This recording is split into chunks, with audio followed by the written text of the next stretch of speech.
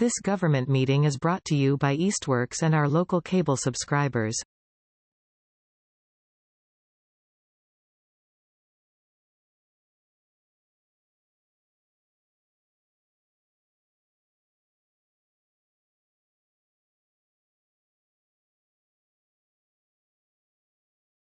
All right, welcome everyone to the Community Preservation Act Committee meeting for December 2025. Before we get started, just let's introduce ourselves and how we're on this committee. I am Scott Kavanaugh. I'm the chair of the committee and the mayor's appointee. Dan Rist, I'm the city council. Kira Henninger, the Parks and Recreation representative. Mary Church, the the Housing Authority representative. Tom Peak, City Council representative. Jay Ryan, Conservation Commission. And I'm Eva Gerstel. I'm the CPA coordinator. And we have no members currently online, correct? Correct. Yes. Yes. Okay, great. Before we go any further, there's the minutes from 10:16. Would they be accepted? Second. Any further discussion? Nope. All in favor? Aye. I think that was everyone. Yep. Great. Public speak. If there's anybody here to speak on any item that is not on the agenda. Oh, I go now? So is it about the dog park or is it? No. No. It's a report on the Lathrop, it's a progress report. Oh, I'm sorry. I didn't recognize you with the mask part. Hello. No, you are, Under open. yep, public you're further along. We got you on the agenda. Okay. Great. And I'll just note for the record that Ken Avecchia is here and remote, so all votes should be further after the minutes vote will be taken via roll call. Great. Thank you. Thanks, Ken. Sorry, I'm sorry. City officials, do we have any communication? Nothing? Okay. 2026 proposed dates. Ava has printed out a calendar and I believe everyone had, Tom, do you have one? Okay. Are these all Thursdays? Yes, they are all Thursdays. So I just want to talk through a couple of them. The first January we set last year. So that one's good to go. January 15th, the third Thursday, February 19th, the third Thursday. That's after President's Day weekend. So that is during February vacation week. Yeah, I just for that, if we're going one by one, that one I know I won't be here, which is not a reason to change it. But I just wanted to put that out there. The February one, it's during February, it's during school vacation for February, and I'll be away. I have no so plans to as go long away as that you'll be vacation, here. so. I guess I'll note that the February meetings typically are a budget meeting. If that has any. Yeah, I mean, Well, you usually present a budget for us to look at. Yep. Well, then if you can send it out prior to, so Scott can remark. Certainly. Yep. you're I'm the not only other going one away I for think that February has kids. You're not going there. Okay. So I mean, if it's only me, I don't see a reason to move it. So Okay. I think All right, great. March, and then in March, I'm proposing two meetings. I'm proposing March 12th, which is the second Thursday of March, as our regular meeting where we will vote on the third quarter FY26 requests. Yeah. Good evening. Good evening, Greg Rowland. Greg, love the sweater. Thank you. You put that on special for this meeting. It's my one ugly Christmas sweater. You all deserve to see it just like anybody else. Actually, it's pretty. So to have two meetings that week, So to have two meetings in the month of not March. me, that week, that month. Yeah, so I'm proposing the first one be the early one, which will be the voting for third quarter FY26. And then I'm proposing that we all come back 1 week later for the third Thursday of March for our annual meeting and the presentation of the preservation plan to the broader community. Okay. Which we're hoping will be a fun time. Yes. Upstairs, yep. That will be advertised per the state requirements for 2 weeks in a newspaper. And we'll really do our best to get the word out. Hopefully we can really get people to come and engage. And we'll talk more about the preservation plan later in the meeting. Okay, and then April, normal, May, that's the second Thursday. I believe because I knew I was going to be away the third Thursday or there was some other reason, but that's the second Thursday. Yeah. I don't know of another reason. I can't think of a holiday right there. But. No, I knew I was going to be away. And then I'm proposing no meeting for June. And we can talk a little bit more about this too, but I guess maybe it's good to have the conversation now. I think this committee should vote on FY26 fourth quarter funding applications in May this year. Because when we vote on them in June, they don't make it on this fiscal year's budget or this fiscal year's city council appropriations. And city council is quite packed at the end of June, often with the end of the fiscal year request, or at least it certainly was last year. That doesn't tend to be the case. And then they move to a once a month meetings in July and August. So our fourth quarter funding grant conditions and like funding wasn't actually moved and able to be spent until relatively late in the summer. Which is what happened with Lathrop, right? We approved it not actually knowing what we were going to have, and then we weren't able to get it to them by till September. Right. So my proposal is that we do just a 2-month quarter. So we receive grant applications. Our requests are need to come in on April 6th, and then we discuss on April 16th. We can discuss more on May 14th if needed, and then vote on May 14th with the hope that those funding appropriations we fully make it through before the end of the fiscal year. So maybe I'll just keep going for the dates, and then we can come back to that if many members want to talk about that. I guess there's actually not that much else to note. The other FY27 quarter 1 and FY27 quarter 2 are all the third Thursdays. There's no holidays to NRC. I don't have a problem with dates. Any other questions or comments Not yet. from the committee? Are we discussing and approving this?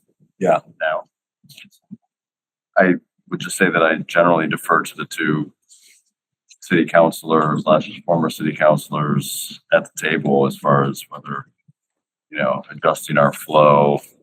I support you, Eva, in bringing this forward as an option for us because, it sometimes makes sense to expedite or try to get things through so the grantees can get the funds. So, but I don't actually have a good sense of what makes the most sense. Yeah, I think the May 14th date is great. So what the finance committee and the city council has to do, they'll probably approve whatever we have in May. Well, and then they're going to be dealing with the budget. So that's an excellent idea. Does the committee believe that 2 meetings is enough time to evaluate the fourth quarter grant applications? Well, depending on how many we get, right? We'll find out. Could potentially be a much longer meeting, the first one, if we're reviewing most of them at the first meeting. But So Let's go with what you got. the only two, and I hesitate to say this because I'm like, oh, no meeting in June, that might be nice. The only thing I'm wondering is whether, given your rationale for moving the voting meeting into May, if we should have a meeting in June and just move our voting months up 1 month so that we get on a schedule of June, July, August, September, October, November, December, January, February, March, April, May. See what I'm saying? I do. I don't know what that would have like. That way we wouldn't have to worry about doing it in 2 meetings next year. Mhm. Just one thing, this is kind of minor, but just from the city council point of view, like our term ends in December and things get reorganized. So like, there's no guarantee I'm going to be granted a position on the finance committee or that I will be voted to be the finance committee's Come January. Right. So December kind of makes sense as like the a, way that it makes sense because like if the council deems that somebody else should hold this position, I'd love to do it, but it's not ultimately up to me. Right. Then that turnover could be a little bit confusing. that makes a lot of sense. And it's not just you. I think other terms are up and then too. So it would make sense to have a voting in December and then clean slate, hear new things in January. Yeah. Yep. I think that's a bigger deal than what I was talking about. I actually voted to reappoint a couple of you to your positions last night. So That's just right, because several people are appointed by. Yeah. Right. So, nope, that makes more, I think that's a bigger deal than what I was saying. The other thought I had too is that this isn't applicable for this year because of the timeline we got on for the preservation plan earlier. But I think it would make sense in future years to do the annual meeting of the preservation plan in June. So to not have a double March meeting, but to do Okay. a big preservation plan meeting. Isn't that dictated by the state? Nope, just once a year. Why don't we move it to June this year? Because we haven't done it in a long time, Yeah, in 7 years, and we're trying to do it sooner. That's gonna make a big difference. and our contract with PVPC would expire before June. Any other discussion on this? No. We need to vote to approve it. I move we accept the calendar as presented. Second. All in favor? Right. Oh, wait, we gotta, I gotta just cover all yeah. that. Oh, should I do it? Do you have the list? All right. Scott Kavanaugh, that's me. I, Dan Rist, Aye. John Bruner is not here. Kara Henninger. Aye. Mary Church. Yep. Tom Peak. Aye. Greg Rowland. Aye. Jay Ryan. Aye. Kenny, I have Ekea. Yeah, aye. Excellent.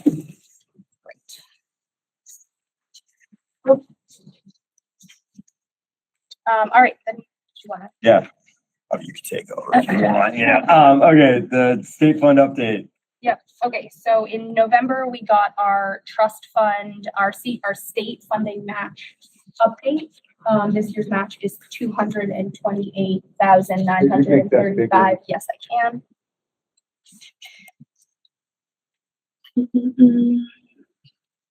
So because we fund the CPA at the full 3%, we are eligible for rounds 2 and 3, which gives the city an extra this year, 202,000 and change. And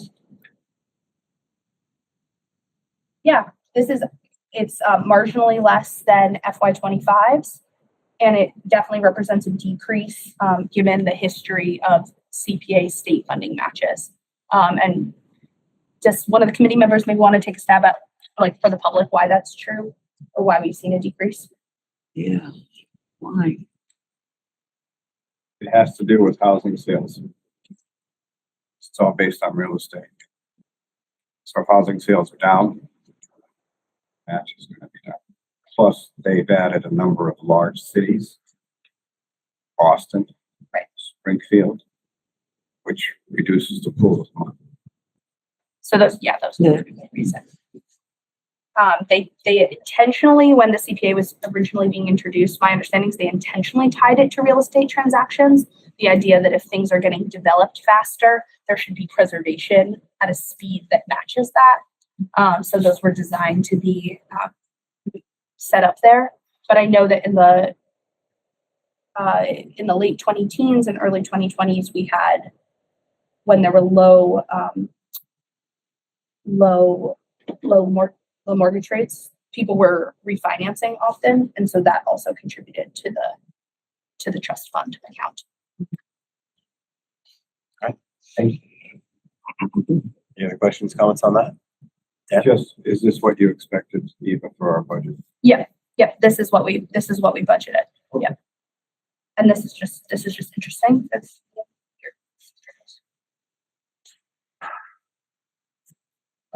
Voted in, we were supposed to get 100%. 100%. When I first was campaigning about it, it was 100%. 7 municipalities still do receive 100%. How does that work? Oh yeah, number of municipalities. Why is that? It's a combination of size and wealth of the community. Range from 17 to 100.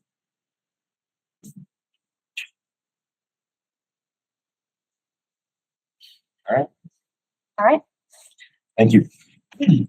All right, let's move to open project updates. Lathrop 2025 report. Right.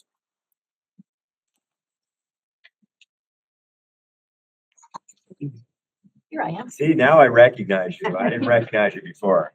All right, this is going to take 5 minutes. Perfect. It's a report on a project that is going very well.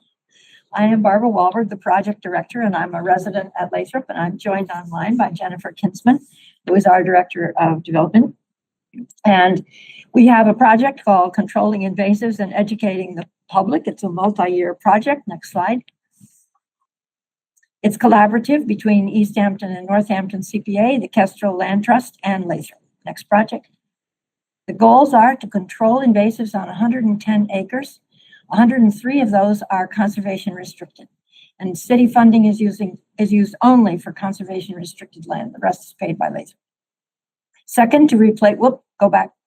She jumped the gun. Replace invasive shrubs with native shrubs in landscaping and gardens.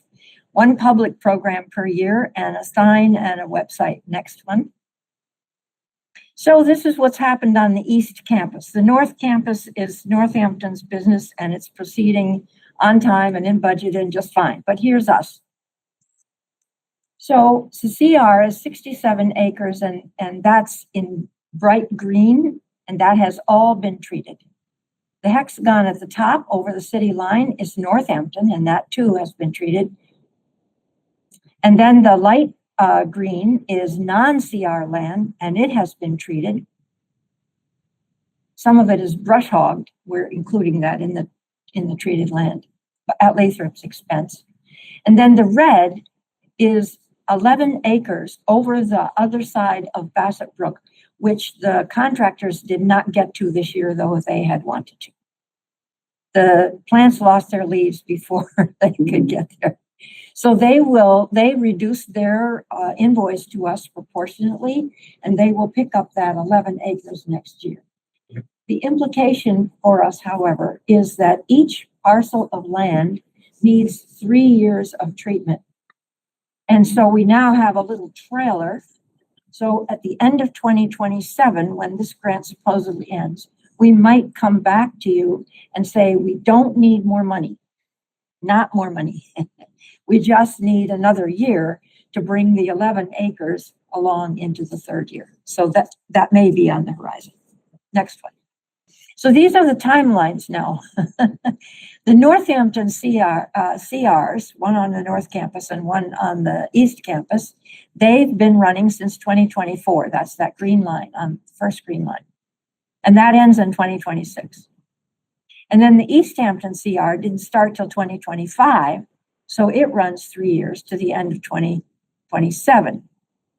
And then the little tag along red 11 acres won't start till next year. So it potentially will run through 2028.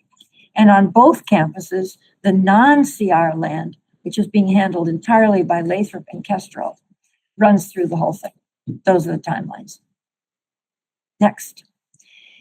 We promised to remove 15 invasive shrubs in landscape and gardens and replace them with natives. We did 41. And residents themselves contributed an extra $1,200 to make this happen, and Lathrop did its over its share. So these are two back again. These are two resident volunteers back. Okay, thank you. These are two resident volunteers putting a native dogwood in where there was a burning bush while the resident looks on. Next. This is our annual program. It was delivered by Link Fish and Mike Abel of Bay State Forestry. These are some of the 40 people who went on the walk among the 65 who attended the talk first. So we had a talk, then we had refreshments, and we had this walk. It was very successful. We advertised it to every conservation and native plant agency all over the place. And we got those 65 people, about a quarter of them were townspeople. Next. And we put up the sign, and that sign, you can't read the little print, but it's an educative sign at the beginning of our trail.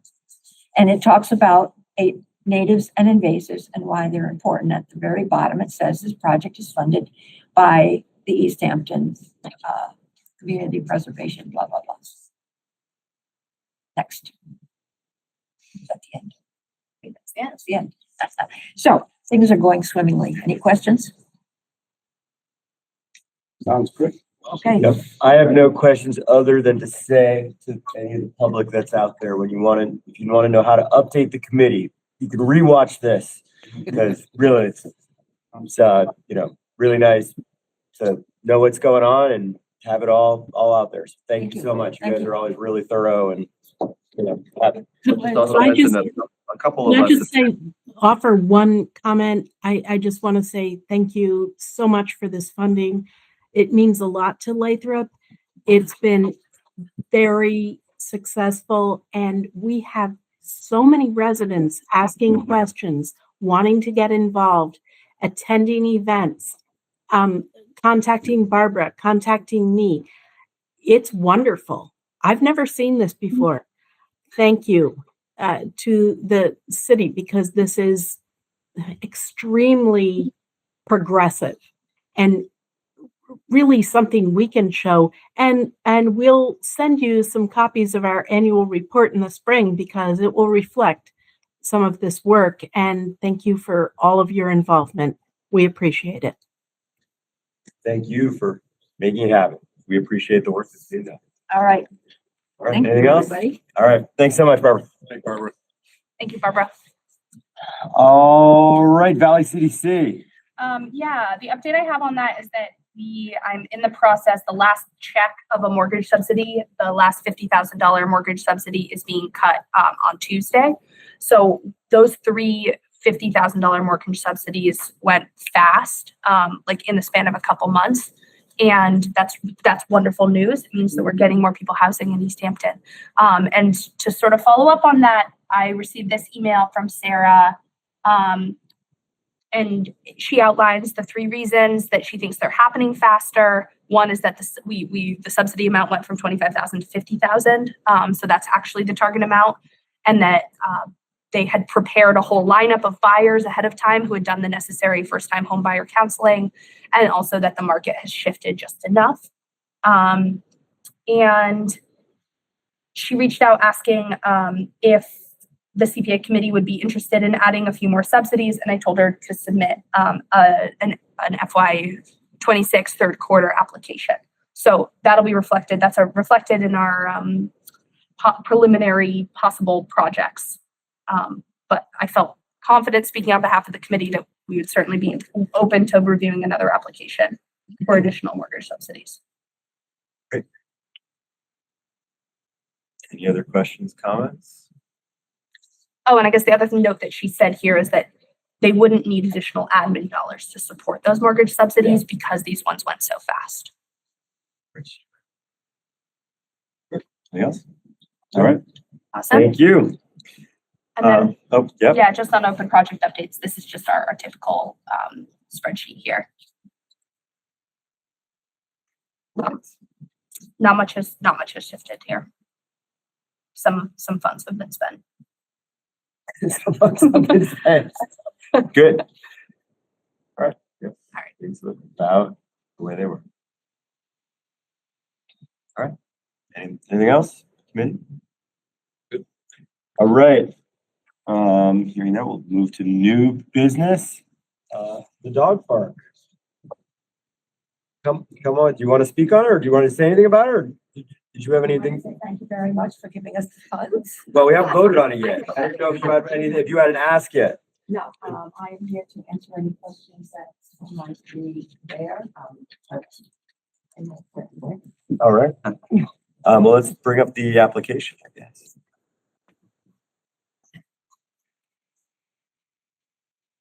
So, again, these are purely design funds, correct? Right? And so this is the first step of the design in Nonotuck Park. We went over a couple months ago pretty thoroughly. Are there any other thoughts, comments? No? All right.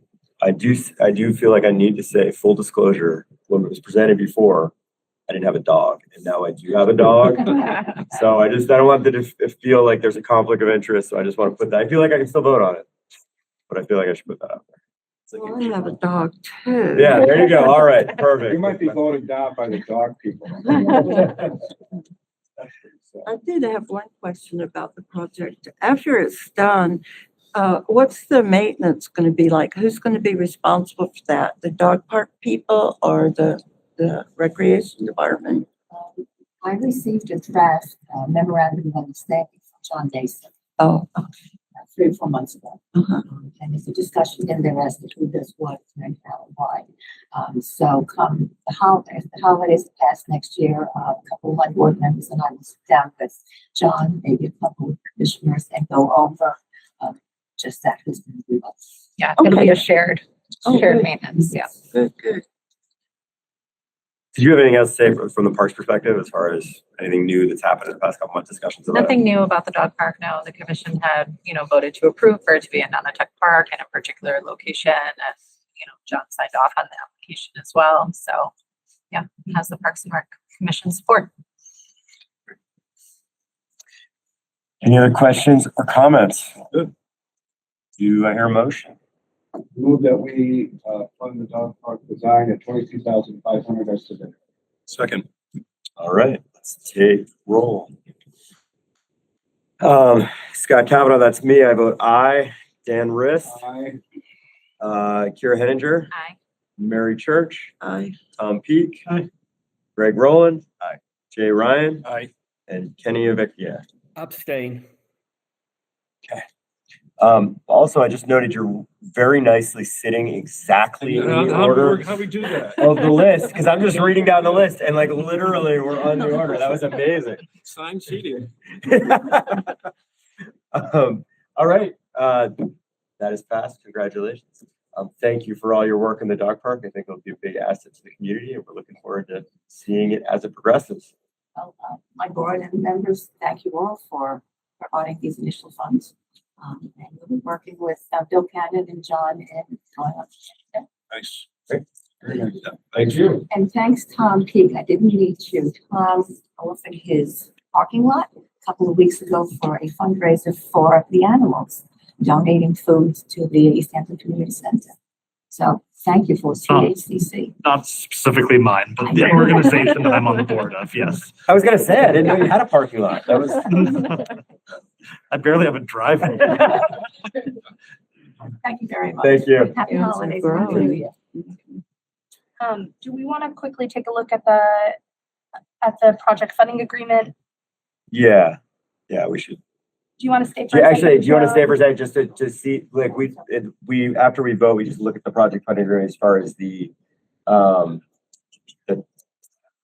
conditions, that's the word I was looking for. Just to make sure all of a lot of this all work. There. You will. The applicant here is John Mason because it's a parks project on parkland. So he'll be the signatory on it, but I can send you a copy of it as well. I mean, I think the design work will be done way before December. I mean, that Do we seems wanna like move plenty that of time, right? I don't think we need to move it up if they want. I don't know, where'd you get that date? Did you come up with that or did they come? I came up with that. It's just 2 years. It's Yeah, like so. typically the minimum time we Is that give. 2 years? It seems way out in the future. Yeah. No, Yeah, 2027 feels far away, but I guess it's And May 2 1st years. is one of our, we're doing May 1st, November 1st. great. You Yep. can't have the design before 2027 Well, that's, of the entire park. This is dealing with the design, so I can leave it at December. But yeah, I mean, it's, We should have a meeting. All right. We already have the draft. We just have to sit down with Bill Cannon and remove some of the extra things that he wants designed it for him. We don't need 6 benches. We can do 2, things like that. So, yeah. I see nothing here objectionable. Does anybody have any thoughts, comments? All right, I think we're Great. All right, Awesome. thank you. All right, thank you. Thank you, John. I'm just wondering about the cat park. I know. Yeah, I see that, and I'm looking forward to the cat park people coming in with their I'm cats. calling up Tom Peak tomorrow for another parking lot. We need your parking lot. Fundraiser. We got lots of cat food at that. All right, continued business. Typically, we do account balances before this, but Ava had a reason we wanted to move it down to here for the continued business, and I'll pass along. Yeah, totally. I thought it would be a good idea just because we're gonna have a little bit more of an in-depth conversation. So I'll just start by going over these new lines that were added since the last time we reviewed the account balances, and we need it bigger, right? How's that? Yes. Yeah, it's preempting Dan's interruptions. So Okay. I need bigger. Okay, awesome. All right. So line 4, carryover balances from FY25. So you're going to see that our 3 fourth quarter FY25 appropriations are showing up in this top section because on Hadel's side, on the auditor's side, they were first quarter FY26. So the other reason to change around, like, and you have all already accepted the calendar, but it means that my state reporting is out of sync with Hadel's state reporting because I'm reporting in our CP3, or I was going to report in our CP3, the 3 projects that we funded in the fourth quarter, but Hadel's not reporting those in the CP1 and 2 because they didn't go through until FY26. Until the end, until after, right? Exactly. So it's great, but that's why they're happening here. So we see that this number 361,219 reflects the carryover balance from FY25 before the spray park was funded out of the undesignated account. Okay. Presenting it this way, it aligns it. This is like Hadel's numbers now. Yeah. Right. Yes. At least these top numbers are Hadel's numbers. Yep. Okay. Then we have the FY25 Safe Harbor Reserve is coming back to us because we're going to move it out again further in the spreadsheet for FY26. Does that make sense to everyone? Awesome. Okay. These are were the unspent admin dollars, 9,771. We knew we were going to have some surplus in here because there were some funds that we were going to spend out of admin in FY26 that we didn't spend in FY25. Oh, right. Okay. Next, you see this awesome number, which is the surplus revenue beyond the budget. And that's a great number, $266,000, 689 that we didn't budget for that was extra. And so those come mainly from 2 sources. One, we don't budget for the rounds 2 and 3 of the state trust fund match. Those are like our bonus dollars. That's been like tradition in CPA financing. So that was a good chunk of that. And the other place that came from had mostly to do with interest. We have a very large unspent but appropriated balances right now, primarily because of Old Town Hall. So we received over $100,000 in interest last year that stays with the CPA account. CPA is one of the only city accounts that gets to keep its own interest.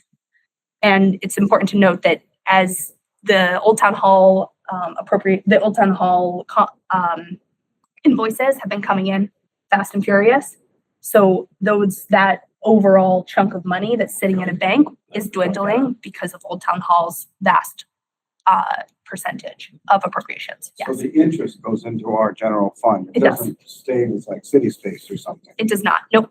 Goes into our general fund as like revenue. Exactly. It comes in as revenue. Yeah. So I wouldn't expect that we're going to receive over $100,000 in interest moving forward, but that was a great bonus of the last fiscal year. Yeah. The other thing that happened, this next line, so the reserve fund also closes out. The reserve fund, notably different than our safe harbor, is our budgeted undesignated fund. And we had $250,000 in it that was going to go to the skate park, but it did not go to the skate park until FY26. And so at the end of FY25, it was returned to undesignated, and then we funded the skate park out of this year's budgeted reserve. Yep. Cool. Okay, the next line is Scott's favorite line, the FY25 project closeout funds, the extra $100,000, $108,000 from closing out projects. The next 3 lines. Before we go on to the next slide, I want to thank Ava again for her work on that because it's like found money. It's like money that was out there that we couldn't spend and now we can. It's not at all trivial amount of money. You know? No, $100,000? No, that's like. I would like $100,000. Right.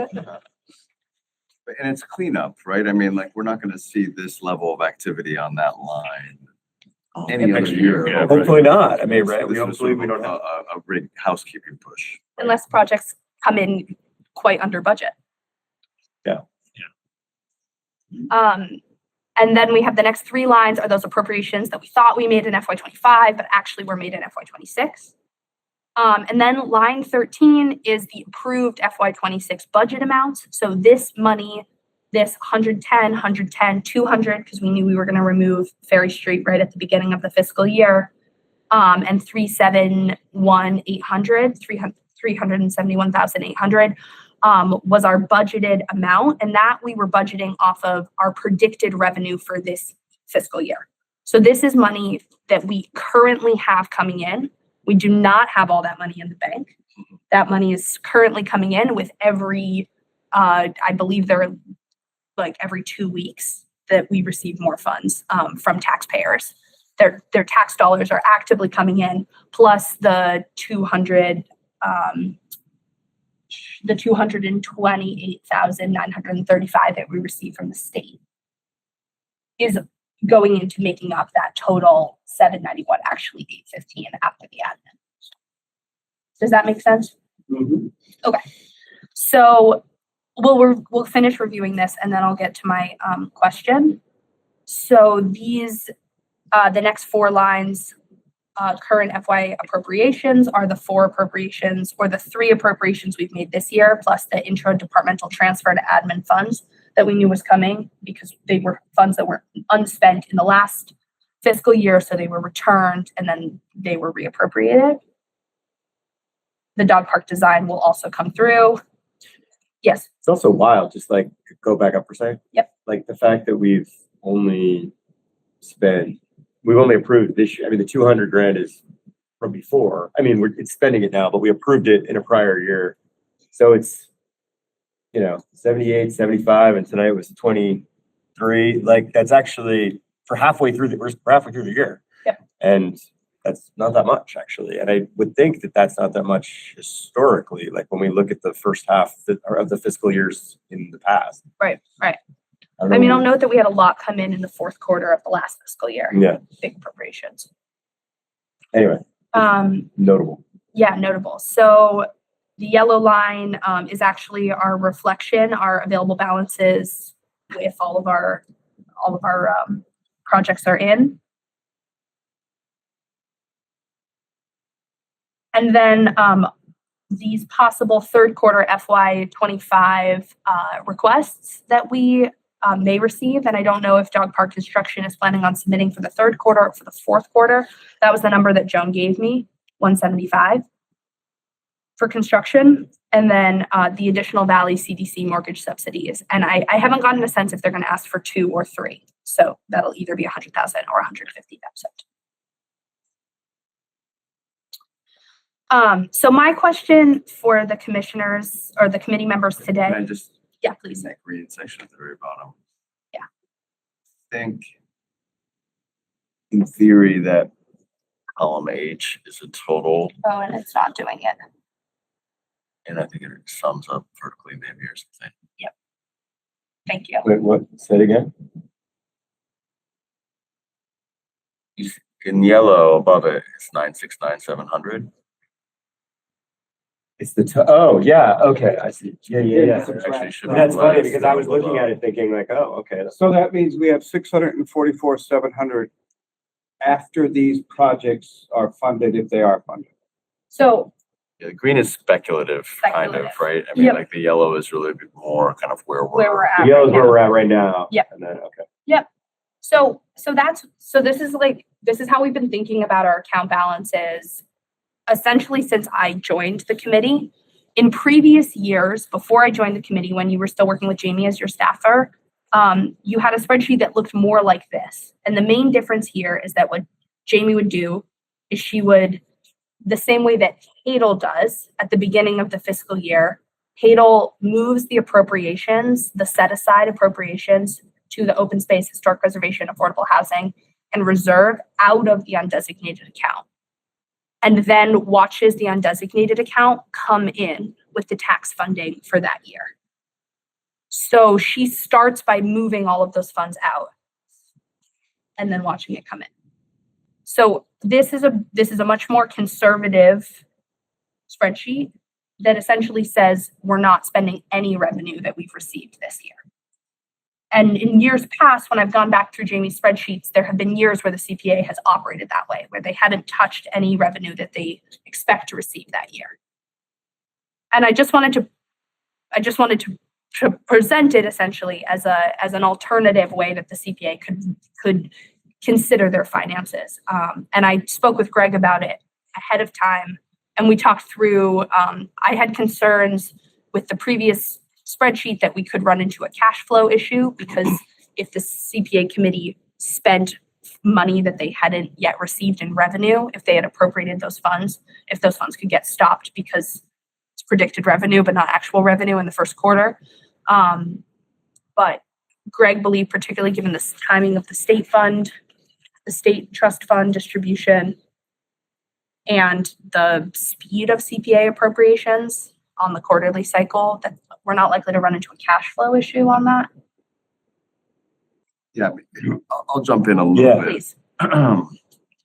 So I think the crux of what Ava brought forward to me and we're bringing forward to the committee has to do with the drip, drip, drip of incoming CPA dollars throughout the year.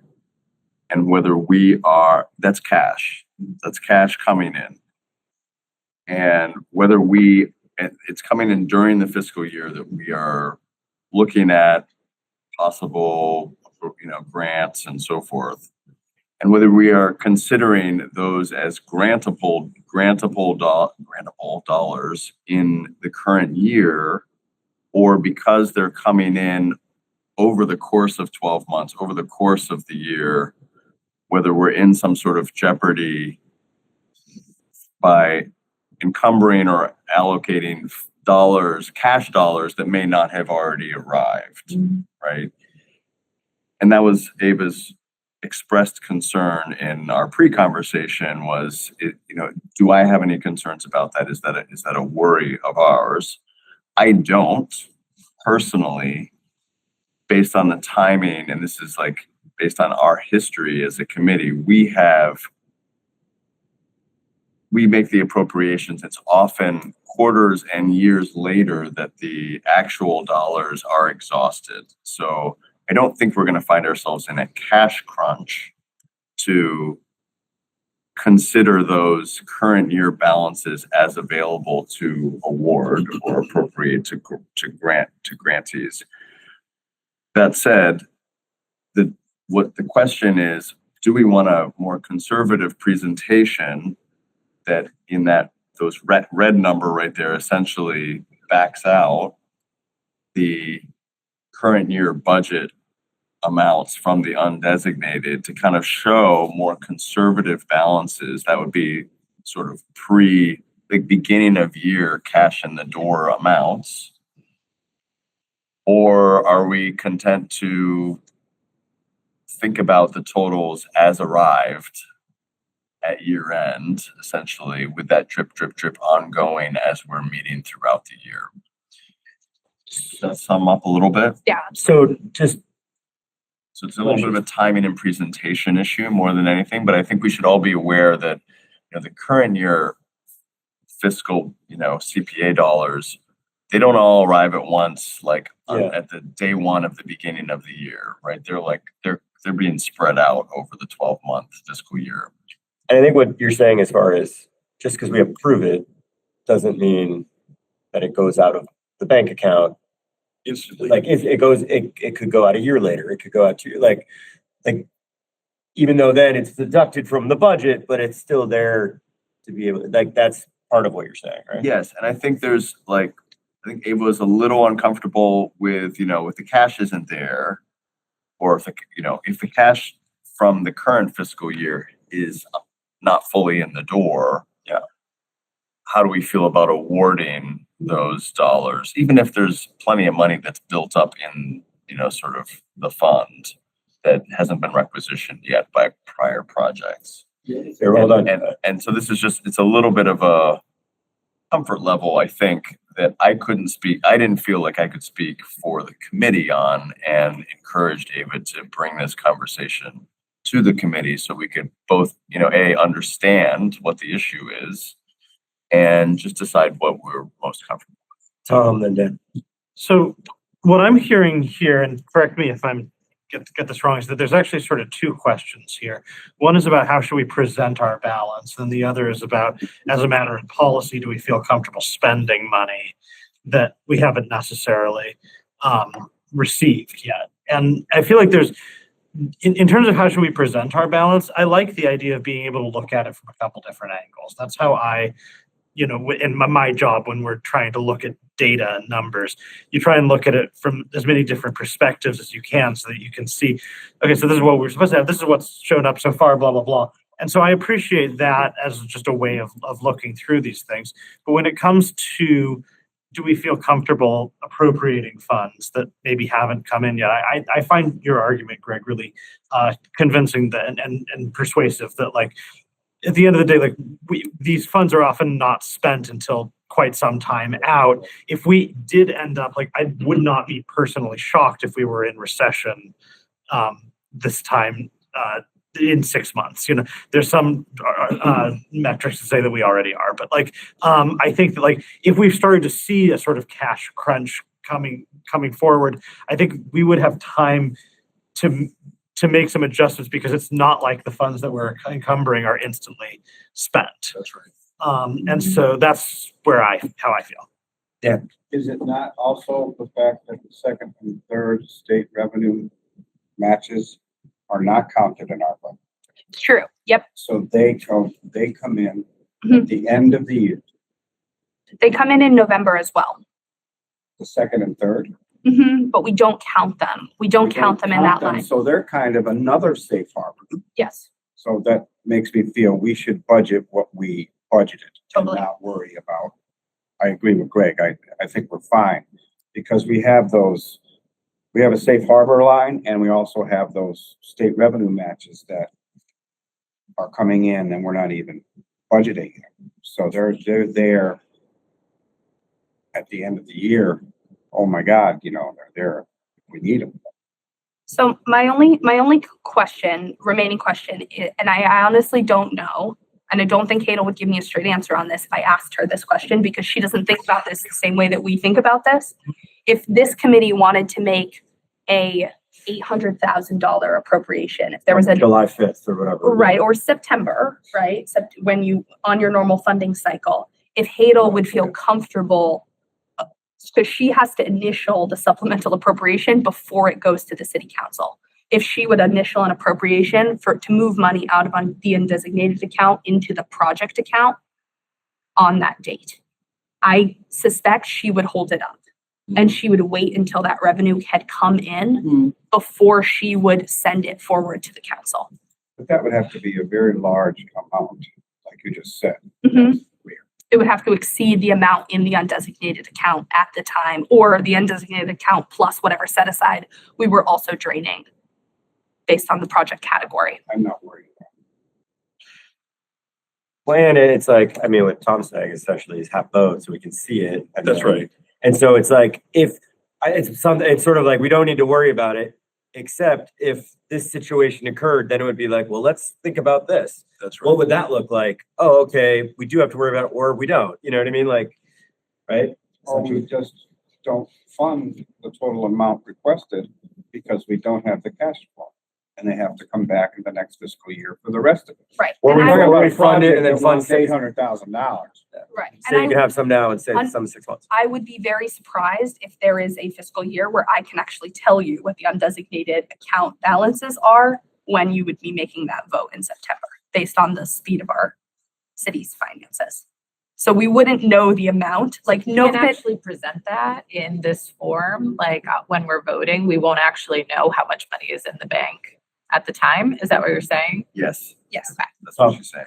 For whatever it's worth, I have been having, as finance committee chair, extensive conversations with the mayor about maybe the city's finances getting a little bit more streamlined in some ways, and just communication between various groups. So I actually am optimistic that that's going to be, but it's true that like that could happen. There could be a situation where we look at everything and we look at the broader view, and we have to say, look, this is what we can do right now. Let's talk again in a few months when we have a better idea. And if that's a conversation we have to have, then it's a conversation we have to have. But, I feel like I don't want to, I think that it's fine to say, like, let's just get as much data as we can and keep an eye on things as much as we can, and figure out where we are in that if there's a situation that comes in September that needs an enormous appropriation, then we probably are going to have some conversations about it. Right. But like, I think as long as we have the data and the people,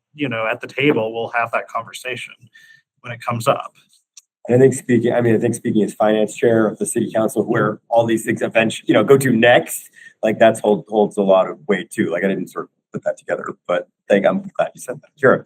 I was just going to ask if you talk to any other CPAs in other cities, and is this something they talk about or worry about, or has it come up that they've had that actually happen where something hasn't been, approved after the CPA has approved it because there's not enough money? My sense I get from other CPAs is that traditionally in that sort of circumstance of a really large amount, particularly early in the fiscal year, they would bond for it.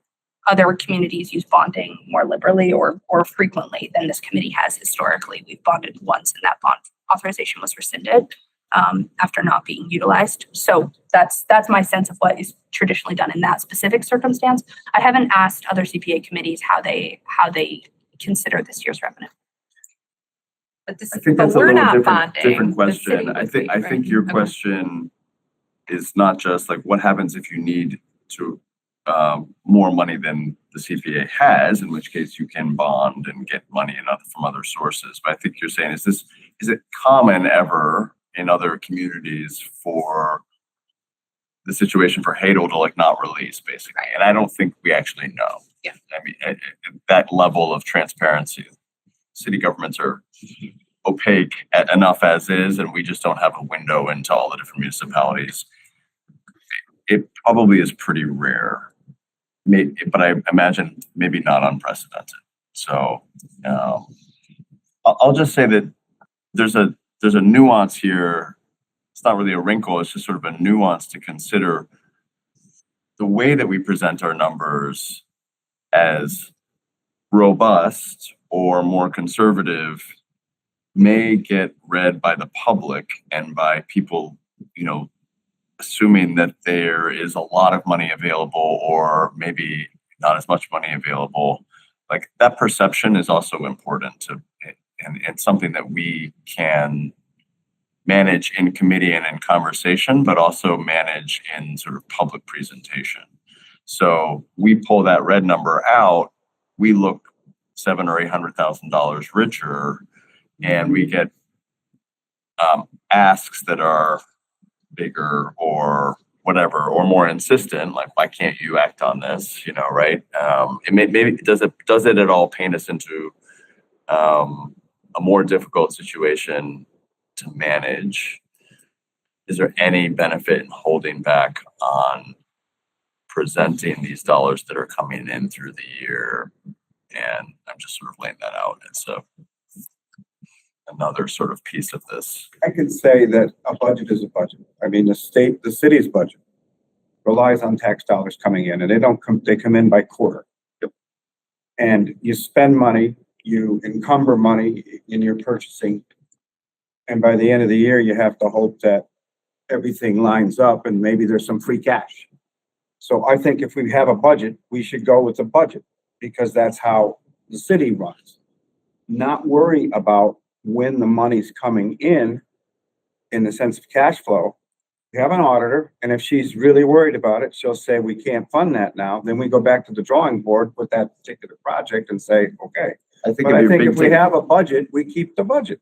I totally agree. And we present that to the public. We don't present, we don't know if we're going to have all this cash. Well, nobody does. I think that the one place where the one risk I would see with not presenting, like, okay, this is the amount we think we're going to have. This is the amount that we have budgeted. We've only received this amount of it. If we only present what we've received to the public, somebody might have a cool project that we ultimately will be able to fund, barring some catastrophe.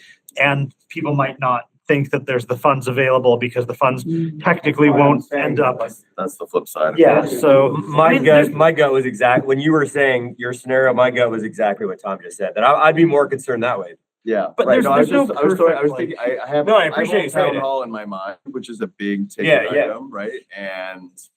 And we are running low balances, But if a very worthy higher balance project came forward and we were kind of operating on a more conservative mindset and presentation, we could look at that red number and say, let's use or be more aggressive with the current year. But it is current year budgeted dollars, to your point, Dan. So I mean, absolutely. The budget's the budget. Yep. All right. What else are we talking about? Anything else? Do you feel like you have the information you need? I do. Yep. Great. And Yeah. Thank you all for engaging in the This is an conversation. interesting conversation for sure. all right, preservation plan. All right, the preservation plan. Okay, I've got a couple updates for you on the preservation plan. It's chugging along. So the first update I have for you is that we're working with a new planner at PVPC. Kyle is leaving PVPC. No. And so we're working with Derek Strahan now. Kyle took a town planner job in New Hampshire. His wife just had twins and they're moving back to her hometown. I can't recall the name of it, but he got the town planner job for that town and it felt like a good opportunity for him. And he sends his regards to the committee. Great. Derek, I've met with him now twice. I think he's a really great person for us to work with on this. He has experience working with the Springfield CPA, quite a bit of experience working with the Springfield CPA, and is a historic preservation specialist. Yeah, knows a lot about historic preservation, which is really great because I think that's a spot where where the city, it's great to have some support in that. So he's great, and that's who we're working with. And you will all meet him at the annual preservation plan. Great. But you'll see his work before that. Okay, I have a draft of the open space section. We don't need to do like a live edit of it. You'll all have your opportunity to offer edits. Phrasing, grammar, please, all welcome. The main thing I wanted to just show right now is that this is how long it is. Do we want something different? It's a single page of context. It talks about the eligibility, which we'll cover in another section as well. And then we go into the goals, which we'll talk about the goals in a second. But my main question for you is, do we want more context about open space? I was operating under Dan Rist saying it should be snappy. I'll say that again. I think if you want people to read it, you need it to be concise and brief. Yeah, one page seems As great. long as it gives enough information. Mhm. I mean, if you feel like you need to put in more information, okay, and I trust you, Eva, on that, but less is more. Okay. I'm good with that. All right, excellent. Okay, so then the CPA committee's identified the two following open space goals. So these are the goals, we've looked at them before. This was a suggestion from Kira to, rather than give broader project examples, like kinds of projects, to actually give past projects that are in alignment with our goals, so as to not appear preferential to specific projects that will later appear on the priority project appendix. Smart. I also think it serves one of the goals of the preservation plan, which is to educate the public on the CPA's successes. Mhm. Awesome. Okay, great. Yes. Two parts to open space and recreation. Does that come in later? Yes, so this is just the open space section. Even though they are the same set aside, they'll be separate sections, which is common for preservation plans. Got it. Great. Okay. The next piece that I've been working on is the allowable projects and our guiding principles. So this will be another section of the preservation plan. We'll start with the projects that we are allowed to fund, and then we'll go through these broader kind of eligibility ideas that we've talked about. We talked about a lot in October, and I tried to synthesize. So these get at the 5 verbs of the CPA and the 4 categories of the CPA. You can make history, but you can't do it with CPA dollars. That's what this is saying. Because you can't create historic resources. It's like, Okay. which makes a lot of sense, obviously. You can't fund things that are new and historic. But apparently you could rename the Kennedy Center. No, Let's not go there. Yeah, all right. Anyway, keep All going, right. Ava, sorry. Excellent. Okay. And so So this will be one section, and then the next section is these guiding principles for project evaluation and selection. So rather than our goals for each individual, our kind of broad goals for each category, this is what I tried to synthesize down to, that we want projects to consider meeting some of these principles. Yep.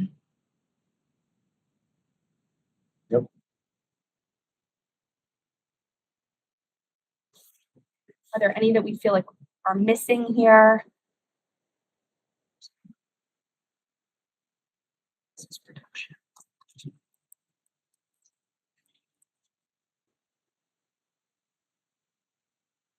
Or different ways we want to word things. You'll have an opportunity to edit the whole plan as well, but just to, if there are things that we want. Top of my head, I don't have anything.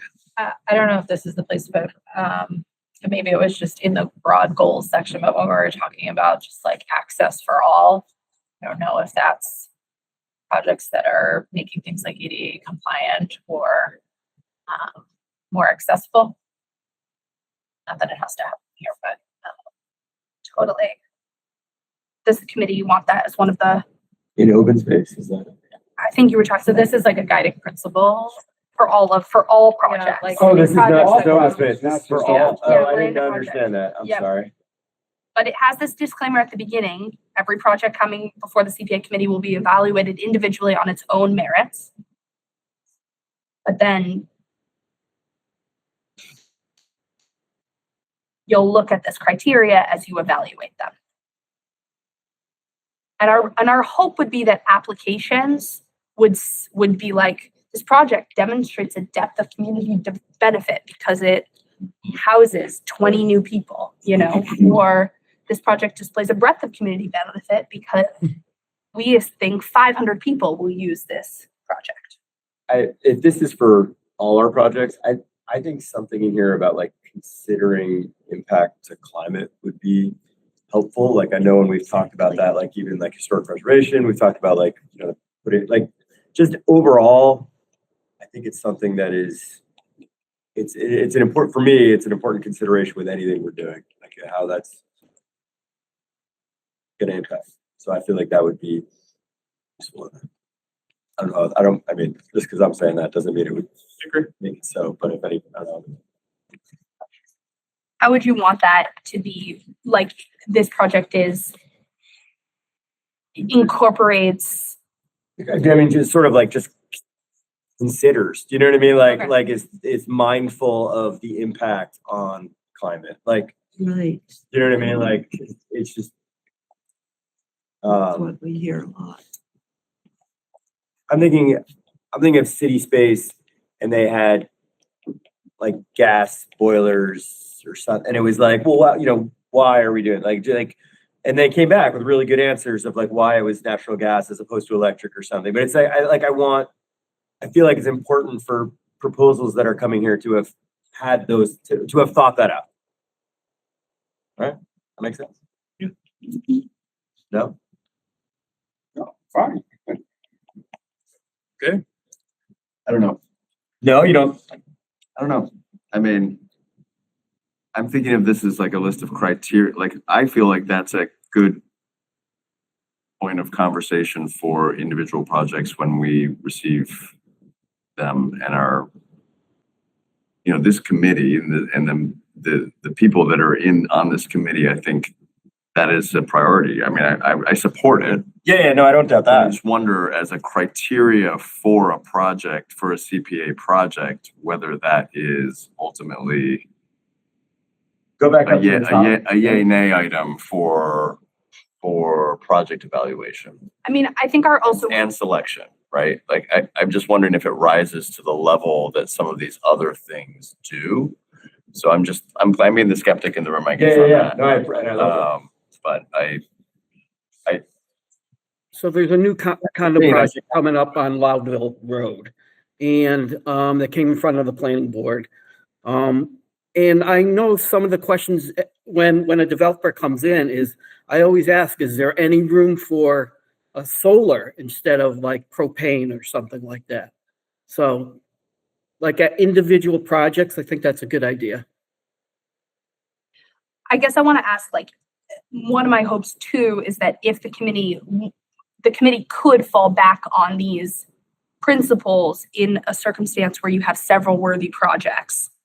And this obviously doesn't give you a scoring metric. It doesn't give you your answer, but you could say, okay, this project displays a breadth of community benefit.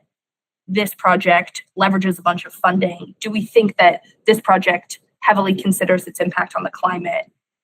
Should be sort of one of those things that we assign as a way of, I'm just sort of circling, trying to decide if it should be on this list or phrasing.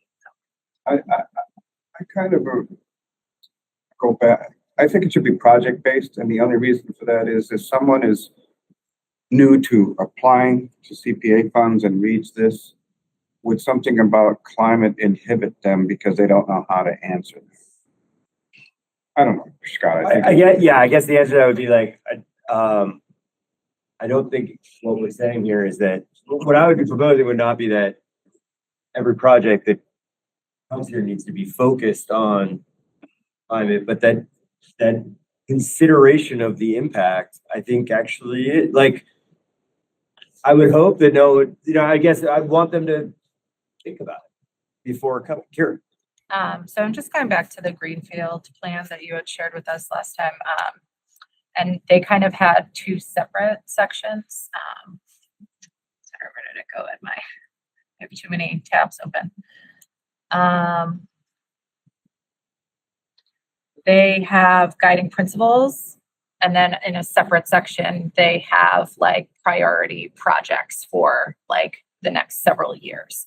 And so their guiding principles are advance projects with high community benefits, prioritize urgent projects, maximize fund leveraging, and ensure maintenance of CPA-funded investments.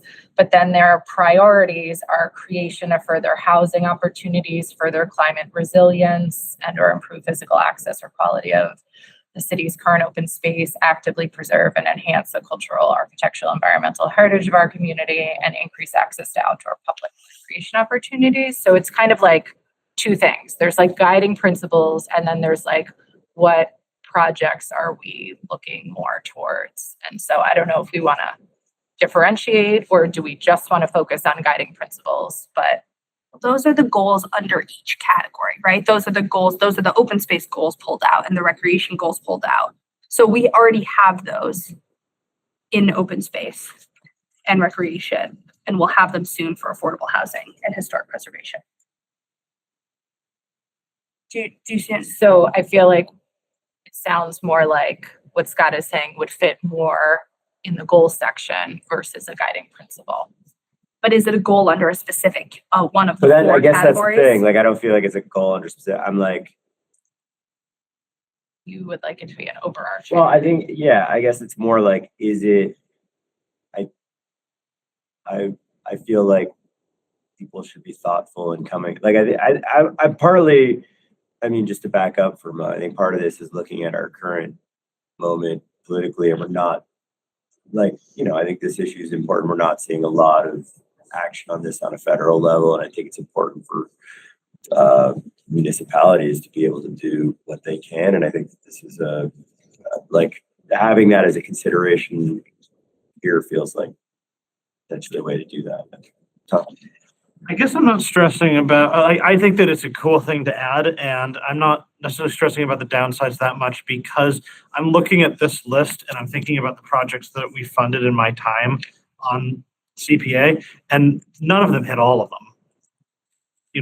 Like, we've done some housing work that helped fund some housing that I deeply, profoundly care about, but it does not contribute to the preservation of Easthampton's unique landscapes. It's new construction buildings. They're not generally lovely. I mean, they're important because we need places for people to live, but they're not generally gorgeous to store, and we're okay with that, right? Because it's, it's important in another way. But I do think that to a point that Eva made earlier, like, if you have two projects that are similar to one another, but one of them has taken a good deal of time to be thoughtful about its environmental impact and another one has not, then I think it's fine to state that that's a thing that we can consider, we can and should consider, that like taking some care, all other things being held equal, as economists like to say, that's something. I mean, if we decide that that's not something we want to add, and that's fine. I'm not saying that we should have to, but I did, to Scott's point, like I just think it's a like it is something that I think we are one of the green cities, and I don't think that there's anything wrong with just adding in that when we're looking at these things, like, yeah, we care a lot about prioritizing urgent projects. Not all the projects that we fund are urgent. And I think it was just say, like, if we were looking at a bunch of different projects and we do have a tight year and we do have to care about these things, then yeah, maybe ones that have incorporated a lot of green stuff, maybe that's a point in their favor, because that's something that as a city we've professed to care about on a number of occasions through official communications, including the city council passing and never rescinding a resolution declaring a climate emergency. So we're still in that as far as the city council is concerned. We just add a line at the top that just makes it clear that it is not expected that, all projects submitted meet, a certain number of these to be considered. Like, I know you're saying it's on every merit, but directly speaking to, like, this is generally, you should not feel like you shouldn't submit. The words are not coming eloquently, but if I'm giving you an idea of what I'm saying, hopefully you can make them more eloquent.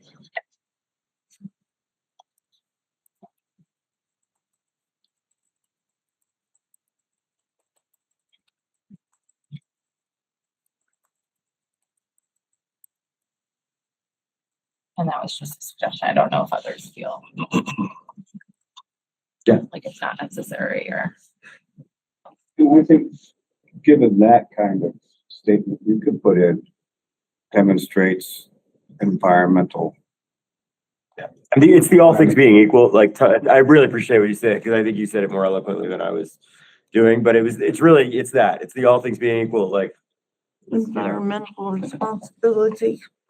Yeah, demonstrates a commitment to environmental responsibility, just something like that.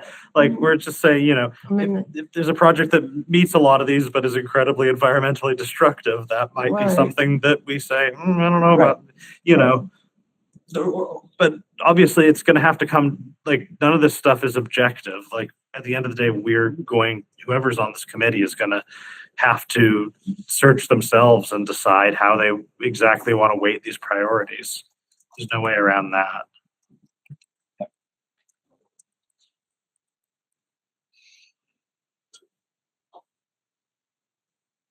Okay. Any others? This will remain a draft until, March, right? It'll be a draft at our preservation plan meeting. So you'll have more opportunities to keep chiming in. Feel free to send me an email if you have an idea in the middle of the night of a guiding principle. And I just want to go back to Greg, because I appreciate your pushback as always. Do you feel where are you at? You feel? Oh, it resonated with me what Ava and Tom said about sort of like all of the things being equal. I mean, I think that's ultimately sort of, I think it's very fair for us to be thinking about that as a consideration. Yeah. I just wasn't sure whether it was appropriate for this list. But I'm swayed, or certainly not going to stand in the way of, something that mentions climate, whatever the consideration of climate impact.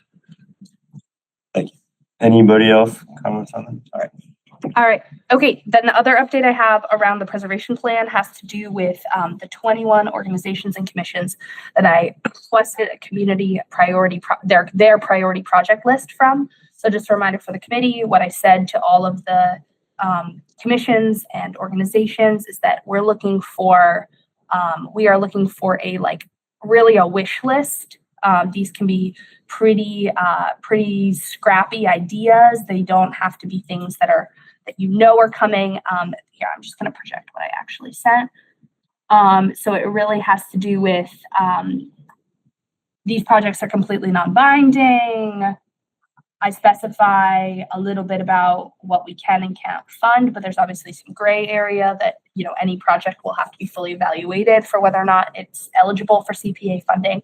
And notably that we're looking for potential projects in the next 5 to 7 years. So as we update these priority project lists, ideally each year, a lot of things will stay on our list for a long time. So I've asked folks for their lists by December 22nd, which is 4 days from now. I'll send a reminder email. I don't think we will have all of them. And my true hope is that we will have them by the end of January. Okay. So the ones that we have so far, just so we can get a jump start. So fun. Thank you. This is great. Awesome.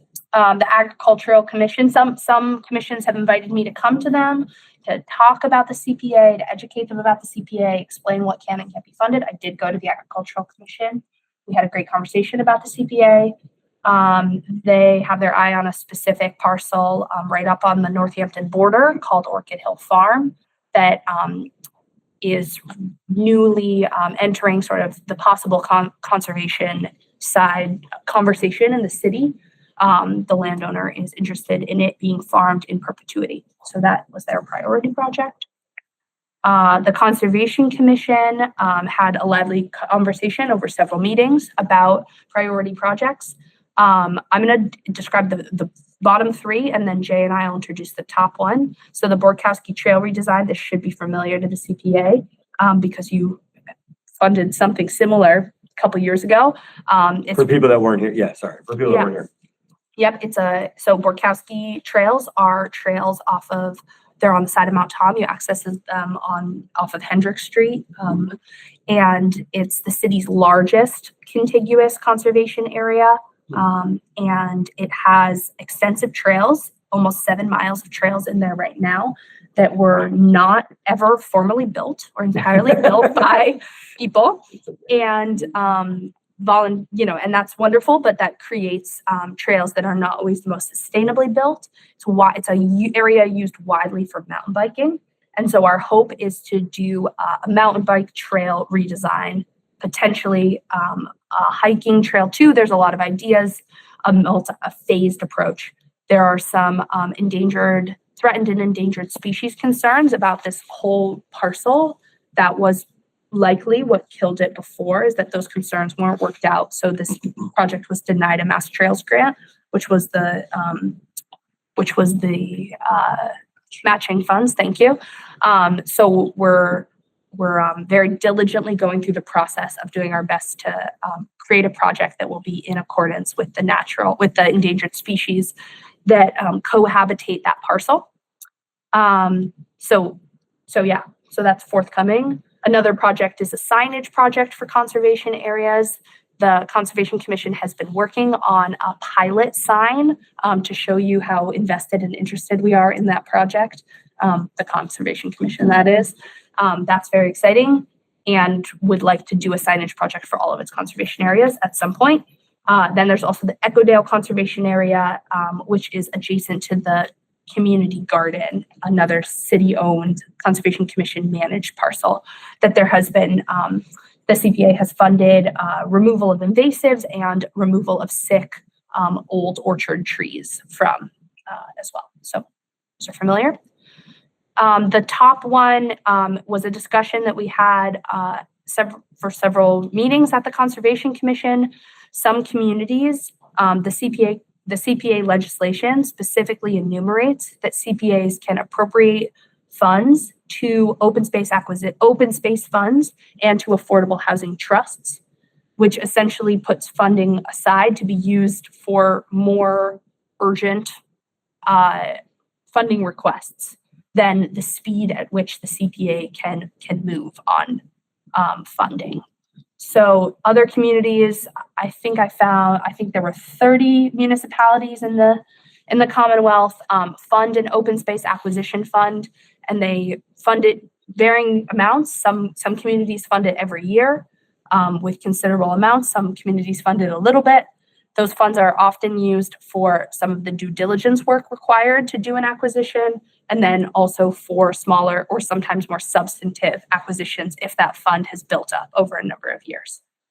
So the Conservation Commission is requesting an acquisition fund to be created. And is the amount that they are requesting for FY 27 is 55,000. Do we have any more? Yeah. Well, this would just be a fund that we would add to every year so that if a property comes available, it doesn't take us 6 months to go through. It's still going through checks and balances. It's not going to be all the money we're just going to buy a property, but at least there'd be $250,000 in a fund that we could react to very quickly, as opposed to waiting for a meeting here, waiting for our deadline to come to, it could take 6 months. When a property came available on the side of the mountain, they wanted an answer in a week. I mean, that's not going to happen in any situation. But if we had a fund available, that would just make the process be a little quicker to get through finance committee and get through us. And that was a small parcel that would have come in under this amount. And we can imagine that this fund could grow over years too, to make a larger parcel. So I'm looking at process here. Yep. If we fund the fund, if we go through the appropriation process through the finance and city council, and we appropriate 55,000, the Conservation Commission can just go ahead and use that money as they see fit, to, as long as it matches what they're supposed to be doing. And for instance, to purchase this property or to put some money down, if they need more, they come, but at least it secures it. They don't have to go back through a process to access that fund. Am I correct in that? In other words, the fund is available to the commission to use immediately. They don't have to go back to the CPA committee or to the city council. They just use it because it's there for them to use, as long as it's within the criteria of the funds for. For an acquisition, it would still have to go to city council, and Right. the property subcommittee would have to review it. Yeah, it would be- However, in the current process, an acquisition would come, the Conservation Commission or the planning department or whomever would put together a CPA application. It would go through the CPA application process. It would go to city council to finance, then to full council, then back to council, then to property, then back to council. And I'm on all three of those boards, right? So That's months to get Yeah. through all that. it's two cycle. rounds of doubles council hearings. That's what I'm trying to say. I think they can use it. They have to go to city council to, but can they, like, this guy wants to know in a week if, Well, a week's not going to happen. That's not realistic, but whatever. I mean, you can put some money down, or can you do anything? I don't with that? think so. I think it's still. You gonna have to go through the property has to be purchased by the city, so. That's right. yeah. Still has to go through the city, but at least the funds are available. It doesn't have Right, to we be don't voted have by to go you. get the money from the CPA. Right. We don't have to go It's through CPA cycle anymore. That's already been done. Finance committee's already, Great idea. bought into it. So then things could happen a little quicker. All right. So Great. I have a question just about this is obviously still It's a new thing. way off in the distance, and it's just for the document and so forth, but who submits the application? Is this a Conservation Commission request? Is that how that would work? And then does Conservation have its own city budget, and that's where this fund would land? Is that how, Yes. is that my understanding? So the Conservation Commission does have its own Just have a accounts. budget, yes. It doesn't typically do a budget because it doesn't have annual expenses that it pays each year or predicts to pay each year. It just has accounts. So we have the president. I just, sorry about this, guys. I'm gonna need to leave a little bit early, so I just realized that I'm gonna have to jump out. Is there anything that anyone needs from me before I run? Sorry. No. Sorry. Well, we have the precedents of other communities who have done this. Mhm. Yeah, that's Yeah, important. good night. If it's asked by the auditor or by anybody, how is this gonna work? You have other communities that have done this, so it makes sense. Makes sense to me. I've always been unhappy with the bureaucratic timeline that projects have to go through before they can actually do something. And land acquisition is tough because they're out there trying to buy something, Mhm. sell it as fast as they can. That's right. It's not a lot of open space out there though, that's in the city. Right, so it's, there's not a lot of chances coming up, but at least it's a concept to shorten the cycle. Cool. And we'll have we'll be able to have a more robust discussion about this both when the plan's presented and. Yeah, that's right. And that's when right. there'd be an application, so. Yeah, either an application or we could do it as part of the budget. Okay, but either way, we'll have. So it sounds like if the money doesn't get spent that year, you can still continue to add to it and spend at a later date. And then should all the land be bought in Easthampton and there's money left in the fund, does it just go come back back? into Yeah. the, Okay. into. Yeah, I mean, the CPA committee can truly claw back funds from any project at any time for As any you've reason. proven, Peter. So yes, this certainly could occur, absolutely. But it can roll over, and that's because it's a specifically enumerated special fund in the CPA legislation. Affordable Housing Trust and conservation funds are specifically enumerated in I there. like the Affordable Housing Trust. That's kind of neat. Yeah, you have to have an affordable housing trust. Some communities have an additional committee that serves as that is the Affordable Housing Trust. Whereas Conservation Commission, one of the things they are set out to do by the state, one of their missions by the state, their actual original mission before the Wetlands Protection Act was passed, was to acquire and preserve open space in their various towns. So that they were well set up for that fund. Okay. Awesome. Okay, and then Parks and Recreation priority projects. We've got a number of ones. We've got a pool house renovation, which they're looking for a new roof with solar panels, new plumbing fixtures, locker area improvements, non-slip flooring, new doors, painting, and a storage area. I believe John is giving me I believe 600,000 is a total number. I'm not sure what other grants he's considering for that. We've got the Stonehouse building renovation, restoring a functioning ADA accessible bathroom. And that one, he specifically noted that that's a $600,000 project. In 2019 it was, but the grant funding will depend on the historic registry results that we've funded. A wayfinding project, the Conservation Commission is hoping to collaborate and do one wayfinding project for Books, Parks and Rec and Conservation Commission. But that's his part of the wayfinding project. With that wayfinding, that wouldn't encompass the rail trail as well, or that? I don't believe he's, that's Basically, I think it would be great if that could somehow be suggested. Yeah. Because I think the rail trail is right. Well, they gotta come back. Well, it with goes some right by new- Millside. Totally. Nonotuck Rail Trail Committee is also gonna get us their project priority list, Yeah. so. But I'm just thinking if there's wayfinding, I think it would be great if it would be extensive. I know we don't figure that out right now, but Totally. Yeah. Non-tech playground improvements, additional fencing, parking, and ADA features. Trail improvements within Nonotuck Park. That was the one that I pulled from the minutes, but I don't have a number scope. It's just a brainstorming session. There were no further details. Totally. Okay, Pascomic sent us a really nice letter that is in your folder. And we don't need to read it, but I recommend that you do because it sort of lays out who they are and what they value and what they're excited about for the CPA. But I distilled them down into this list. They've got some acquisitions in the works.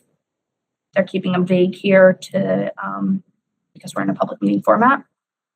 The Mutters Field Conservation Area Trail Restoration is a project that they have coming down the pike. And then they currently have a USDA grant for a vast amount of invasive plant removal on 3 of their parcels.